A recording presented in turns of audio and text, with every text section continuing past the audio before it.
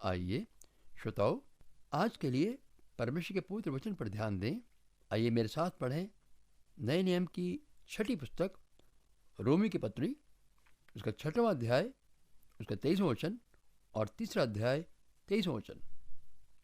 तीसरे अध्याय का 23वां वचन में लिखा है, क्योंकि सब ने पाप किया है और वे सब परमेश्वर की महिमा से वंचित हो गए हैं। 6ठे अध्याय के 23वें वचन में लिखा है, क्योंकि पाप की मजदूरी तो मृत्यु है, परंतु परमेश्वर का वरदान हमारे प्रभु यीशु मसीह में अनंत जीवन है। मेरे प्रिय मित्र, मृत्यु का नाम आज समाज सुनना नहीं चाहता। जब हम पैदा हुए थे तो सुन देखकर भी नहीं समझते थे कि मृत्यु क्या होती है, लेकिन जब समझ आ गया कि मृत्यु का अर्थ आत्मा का शरीर को छोड़कर चला जाना है, तो भी ये लोग सुनना पसंद नहीं करते और फिर कहते हैं वो चला गया, पूरा हो गया, हमें छोड़ गया, सिधार गया।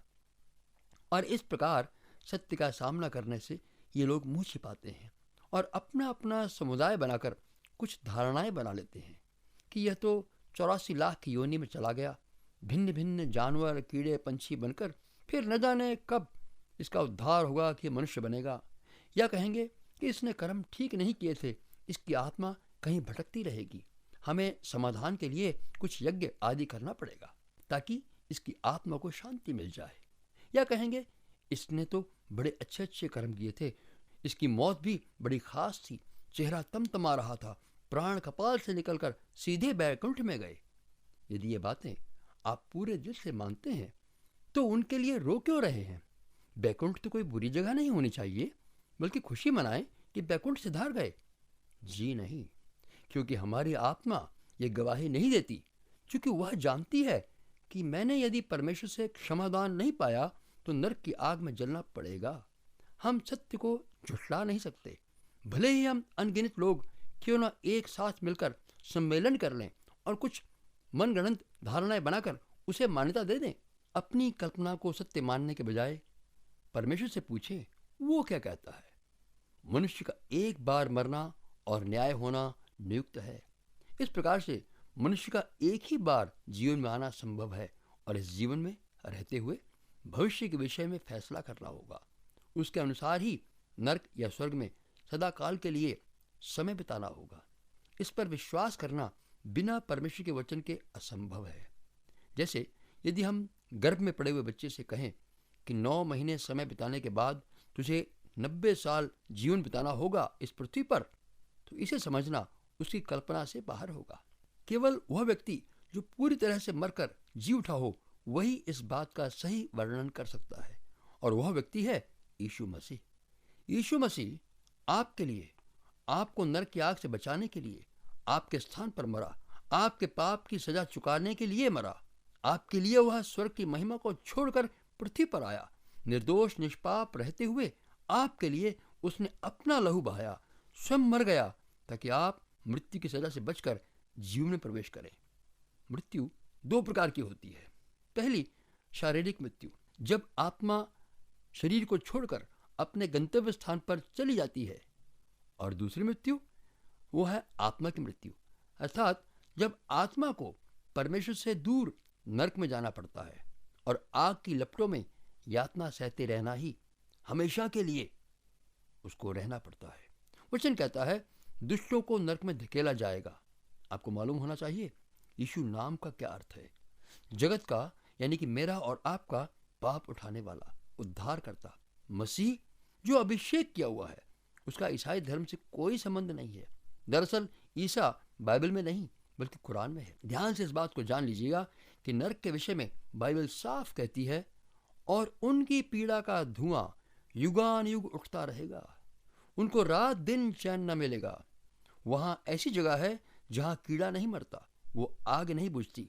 प्रभु यीशु ने कहा जो शरीर को घात करते हैं पर आत्मा को घात नहीं कर सकते, उनसे मत डरना, पर उसी से डरो जो आत्मा व शरीर दोनों को नरक में नाश कर सकता है। इस प्रकार हम ये निश्चय जान लें कि आत्मा के ऊपर परमेश्वर का पूरा अधिकार है। उसने इस शरीर को जीवित रहने के लिए आत्मा दी है, और इस आत्मा को परमेश्वर को अपना सृष्टिकर्ता जान करके उसके समक्ष जाकर खड़ा होना पड़ेगा।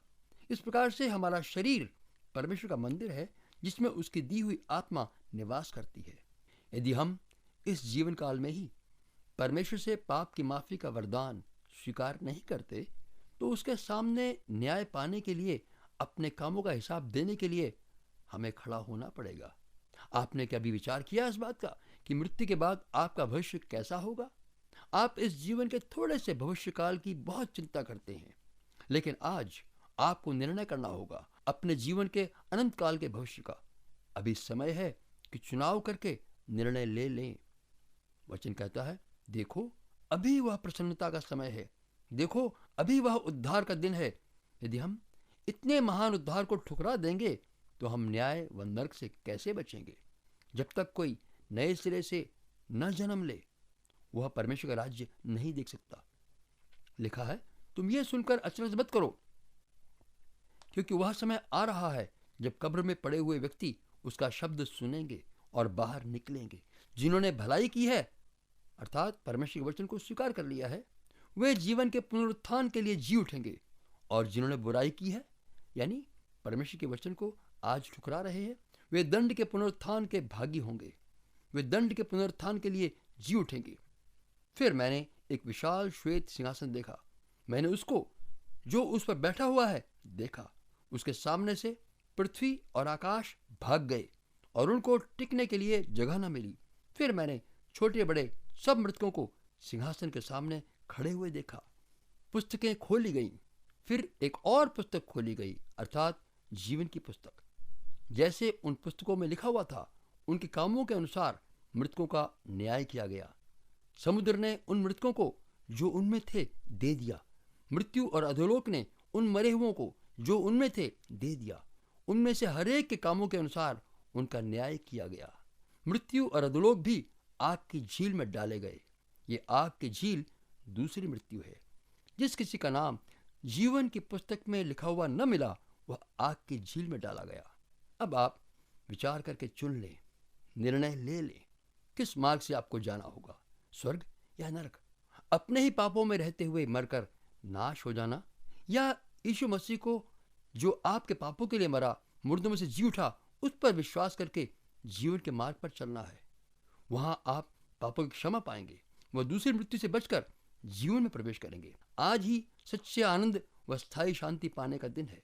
प्रिय मित्र, यह दर्शन परमेश्वर ने अपने भक्तों सेवकों को सदियों पहले दिया था, जो अभी होना बाकी है। ये लिख दिया है ताकि आप कह न सकें कौन जानता है क्या होगा। इसलिए आज परमेश्वर के प्रेम को स्वीकार कर लें, अपना जीवन उसे सौंप दें जो इसका असल मालिक है। वही आपको हर दिन विजय की राह पर चलाएगा। मेरी प्रार्थना है कि परमेश्वर की कृपा आप पर बनी रहे और आप सही चुनाव कर सकें। आमीन।